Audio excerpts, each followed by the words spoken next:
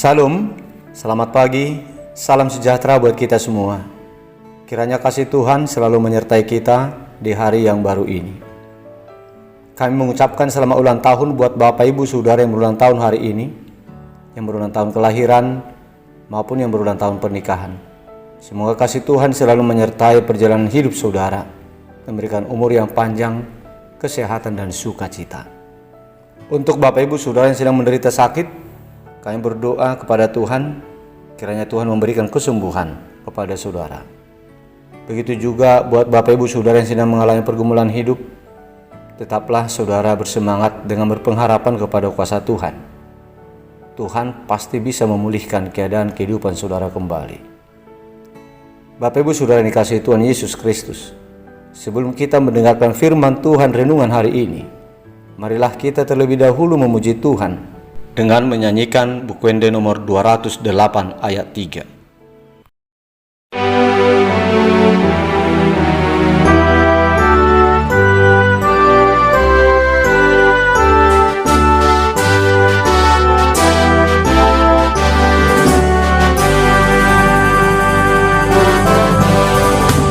Yesus Kristus Domano au Tuhan sonangani Ia rahodododiku Tuhan sangaponai asa unang bemarlea au nabojok rohao Jaladal subenajea nama ngagorohato.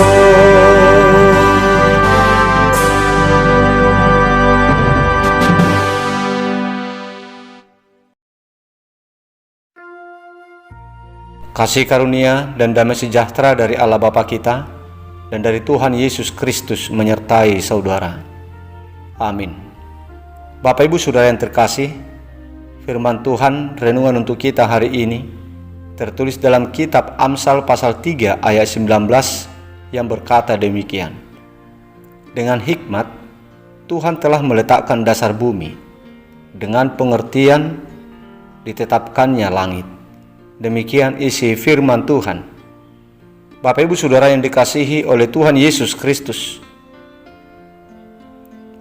sebagai sumber hikmat, Allah memiliki suatu pengertian dan pemahaman yang sangat dalam tentang sesuatu hal yang menghasilkan kemampuan untuk menerapkan persepsi, penilaian, dan perbuatan sesuai dengan hikmat pengertian dan pemahaman yang ada padanya. Oleh hikmat itu, Allah menciptakan langit dan bumi begitu rapi tersusun dengan baik dan sempurna, sehingga segala ciptaannya menjadi terberkati oleh hikmat yang ada padanya. Selain dalam penciptaan itu, Allah juga oleh hikmat yang ada padanya telah menimbang dan melakukan suatu karya yang tidak kalah luar biasanya dari karya penciptaan dunia beserta isinya, yaitu karya penyelamatan umat manusia melalui kedatangan Tuhan Yesus ke dunia ini yang mati di kayu salib untuk menciptakan dan menyelamatkan umat manusia dari hukuman karena dosa. Tetapi oleh karena karya penyelamatan itu dikerjakan oleh hikmat Allah, sangatlah banyak orang-orang yang tidak percaya akan hal itu, yaitu orang-orang yang mencoba memahaminya dengan memakai hikmat manusia atau hikmat dunia. Mereka mengatakan bahwa salib dan mencari keselamatan kepada yang tersalib adalah kebodohan. Itulah membuktikan betapa begitu jauhnya perbedaan antara hikmat Allah dengan hikmat manusia. Hikmat Allah dapat mengerti dan memahami dengan sangat dalam tentang sesuatu hal dan mempunyai kemampuan untuk menerapkan persepsi, penilaian, dan perbuatan dengan sungguh amat baik. Tetapi hikmat manusia sama sekali tidak dapat mengerti dan tidak dapat memahami sesuatu apapun dengan baik, sehingga manusia yang mengandalkan hikmat manusia tidak mempunyai kemampuan untuk menerapkan, menilai, dan berbuat akan hal-hal yang baik di dalam hidupnya. Bapak Ibu Saudara jemaat Tuhan, oleh sebab itulah kepada kita orang yang percaya selalu dihimbau supaya kita berusaha mendapatkan hikmat dari Tuhan, supaya diri dan hidup kita dipenuhi oleh hikmat yang berasal dari Tuhan.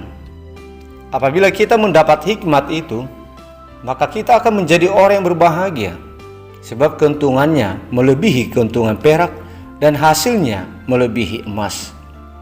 Jalan hidup kita akan diwarnai dengan kebahagiaan dan kesejahteraan hidup. Hikmat itu akan menjadi pohon kehidupan bagi kita, sesuatu yang sangat berharga melebihi segala yang ada di dunia ini. Jadi janganlah kita masih menggunakan hikmat manusia dalam hidup kita ini lagi. Sebab hikmat manusia tidak akan mampu mengarahkan hati dan pikiran kita untuk dapat menimbang dengan baik demi menghasilkan hasil yang memuaskan dalam segala hal dalam hidup kita. Untuk itu jemaat Tuhan yang terkasih, marilah kita bersama-sama berusaha untuk mendapatkan hikmat itu dengan menaruh rasa takut kepada Tuhan Allah. Sebab dengan hidup menaruh takut kepada Tuhanlah kita dapat memperoleh hikmat Tuhan di dalam kehidupan kita ini. Rasa takut akan Tuhan itu dapat kita persembahkan, dapat kita buktikan melalui memberikan diri kita dituntun oleh Roh Kudus dan melakukan segala yang diperintahkan oleh Tuhan. Ingatkah kita tentang berita Raja Salomo pada masa kejayaan kerajaannya saat itu? Semuanya itu terjadi karena Raja Salomo telah mendapatkan hikmat dari Allah. Hikmat Allah itulah yang membuat dirinya menjadi raja yang termasyur, terjaya, yang memiliki hikmat dan menjadi raja yang termakmur. Raja Salomo jaya, makmur dan termasyur pada saat selama dia memiliki hikmat Tuhan. Hal yang seperti itu akan terjadi juga kepada kita saat ini.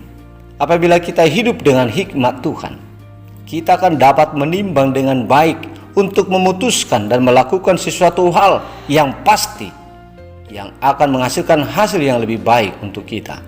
Dan hikmat dunia tidak akan mampu memahaminya, tidak akan mampu menemukan jalan dan cara menimbang yang seperti yang dilakukan, yang dikerjakan oleh hikmat Allah.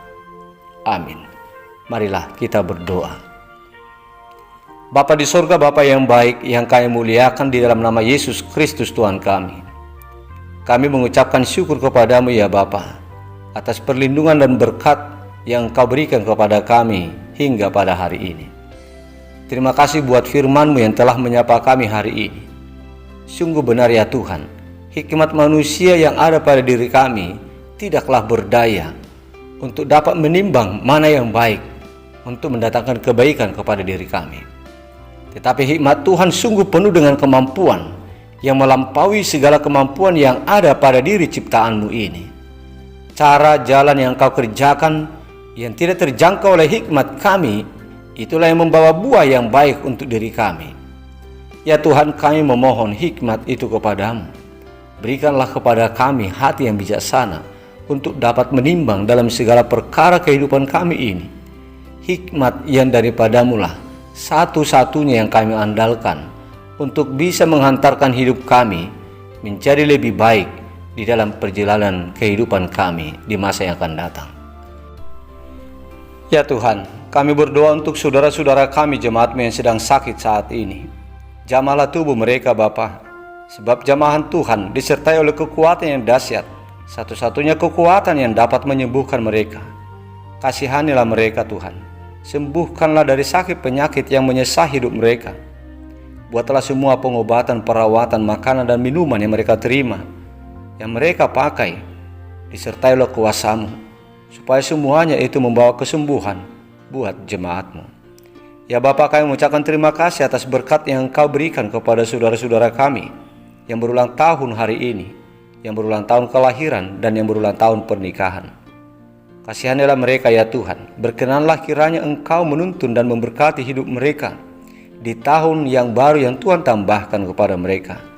Biarlah Engkau yang memberikan umur yang panjang, memberikan kesehatan, sukacita kepada mereka. Ya Tuhan, lindungilah kami satu hari ini di dalam perjalanan hidup kami, di saat kami melakukan segala aktivitas dan pekerjaan kami. Berikanlah hikmat dan kekuatan kepada kami dalam setiap apa yang kami kerjakan, dan mohon berkat-Mu Tuhan atas segala apa yang kami kerjakan, atas segala aktivitas kami. Lindungilah kami Tuhan dalam satu hari ini. Lindungilah keluarga kami dan anak-anak kami. Terpujilah Engkau dalam setiap perjalanan hidup kami. Kuduskanlah kami dari segala dosa yang kami lakukan, agar kami layak di hadapan-Mu. Di dalam nama Putra-Mu yang tunggal, Yesus Kristus Tuhan kami, kabulkanlah doa kami ini. Amin.